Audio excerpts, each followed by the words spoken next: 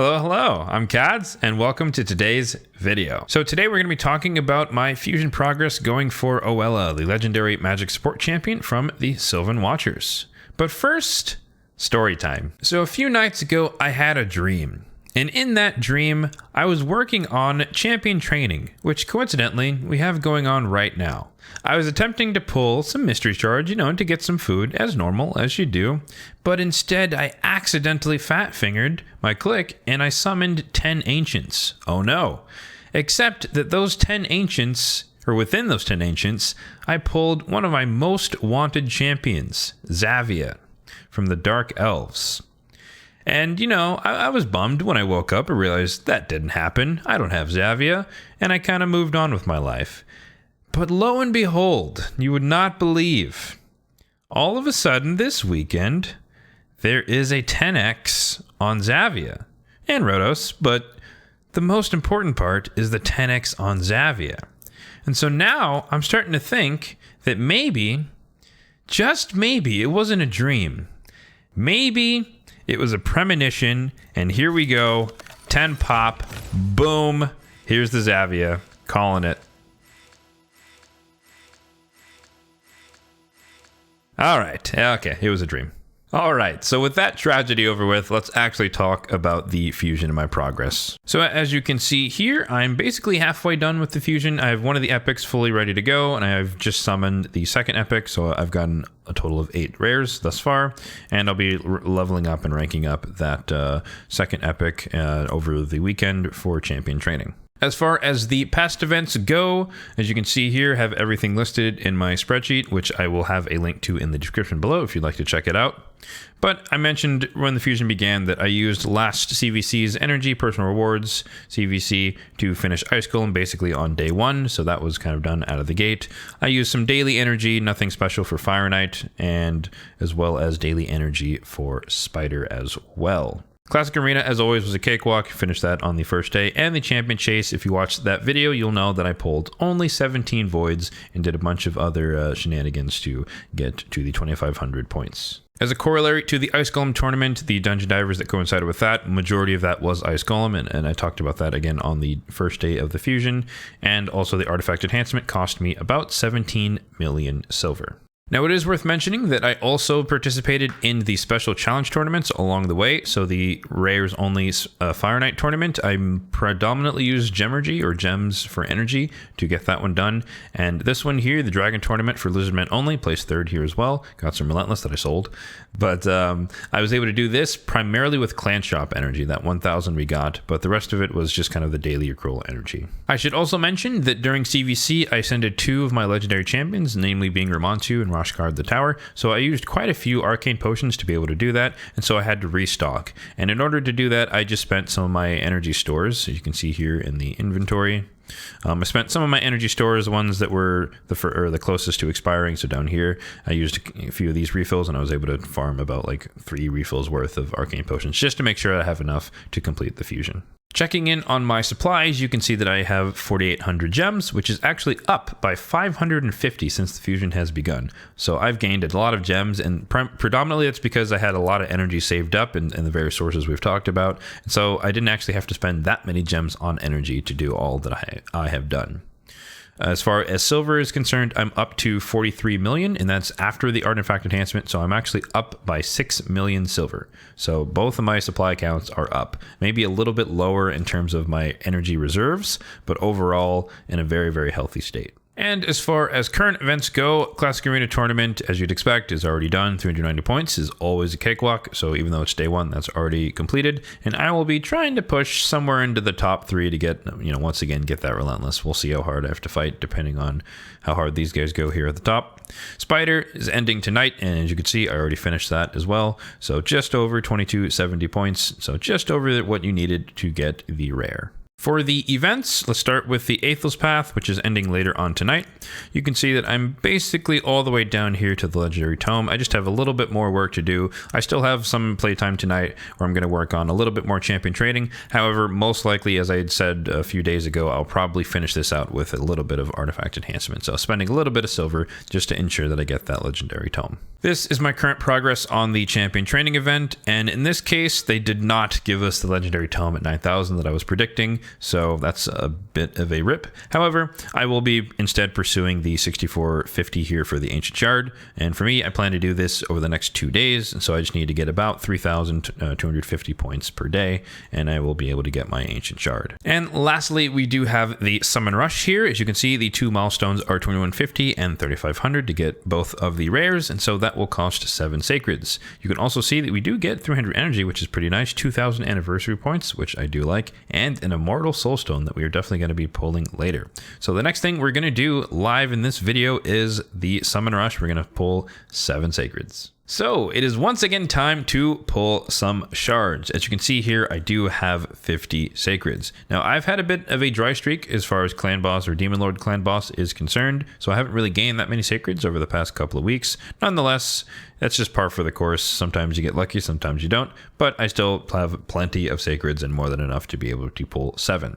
However, I do acknowledge that normally for any type of Fusion Summon Rush, I'm used to pulling 4, but in this case, since they changed an epic for a rare and the champion training tournament wasn't actually part of the Fusion, and etc., they changed it around, so I have no choice in this case but to pull 7 sacreds in order to get the 3,500 points. As is customary, I'm going to pop up my Mercy tracker here on the screen so you guys can see where I'm at for my sacreds. And you can see here I'm 4 shards since the last legendary, so pulling 7 will bring me to 1 prior to Mercy. Now, going into Mercy does not guarantee that I'm going to get a legendary very soon. However, statistically speaking, within 20-25-ish sacreds, most people will have gotten a legendary. So I'll be in a good position when 2x sacreds comes back around to guarantee that within 8 or so shards, I should have the legendary. Now, as far as the wish list goes, it is unchanged, unfortunately, so we're still going for Duck the Pierced as far as epics are concerned, but I will also take some dwarves, some Sylvan Watchers, and or some Dark Elves to help with Faction Guardians. For the legendaries, I would love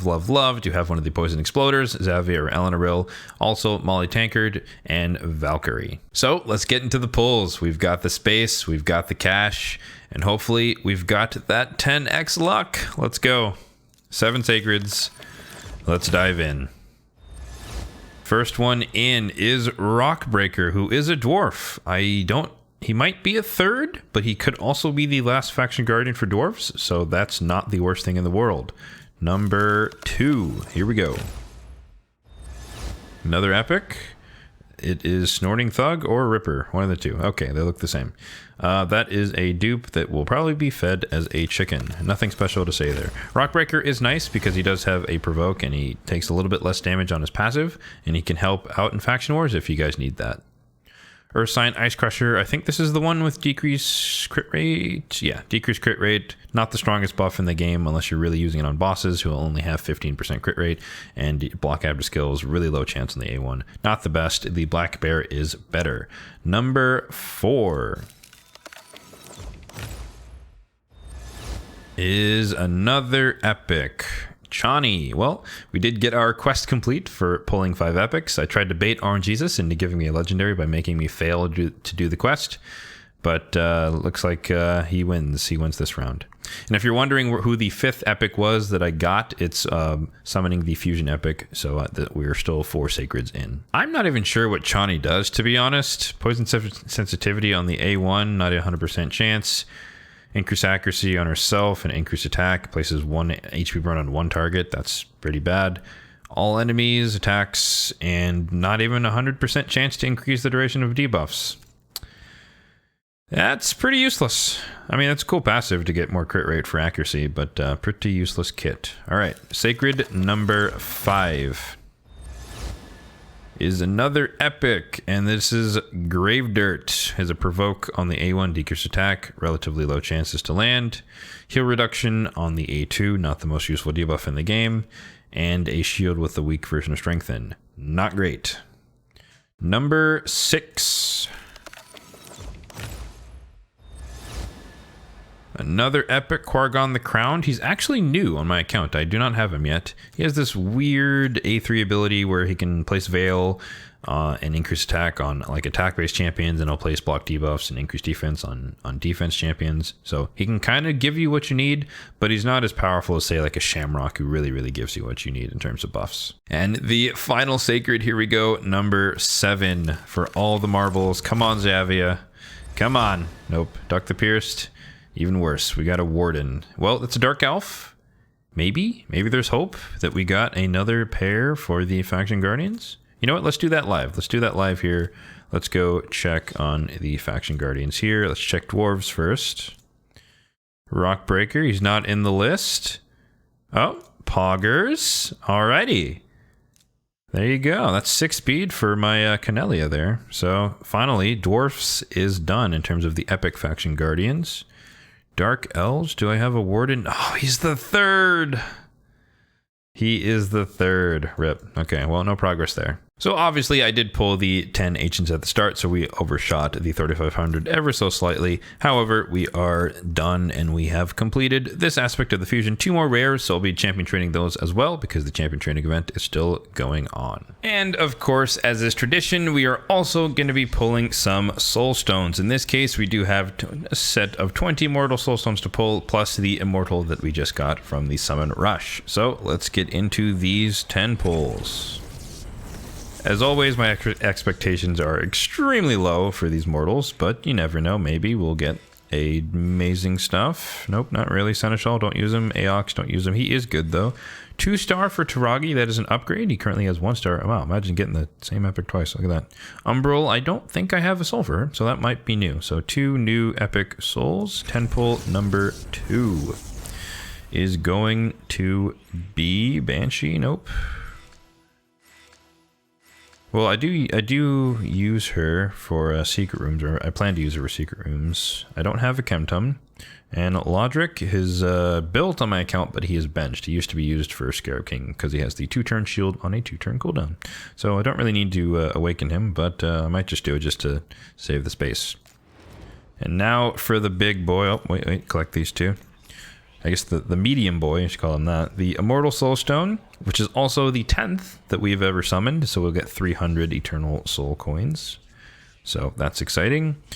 Already all in for the amazing 5-star epic, who I don't have. Anchorite, don't have him. Well, GG's. There you go. Alrighty, so that's going to do it for today's video. Once again, we are about halfway through, just over halfway through the fusion, and I currently have 2 of the epics, and we just got 2 more of the rares from the summon rush. I think the main takeaway from today's video for you guys is how much energy there actually really is in the game. I know it can feel like there's not enough to do everything, but as I said earlier, as I showed earlier, I'm actually up by 500 gems, and I normally use gems for energy just to get stuff like this, fusions, done. And I didn't have to because I had a ton of energy saved from CVC, from events and tournaments, all the free stuff we've been getting over the past few days, energy stores from the past, and I've barely made a dent. In fact, I've made 0 dent into my gem count, and I'm still up on silver, which is another common gripe in the community. That's not to say that there isn't still overall an energy shortage in the game, and I do agree with a lot of people who think that we should have the energy cap be 150 or something even higher.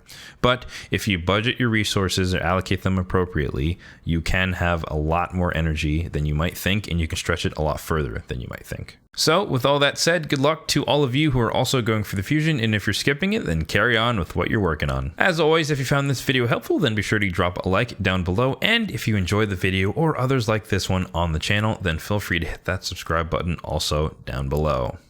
Thanks for watching, and have a good one.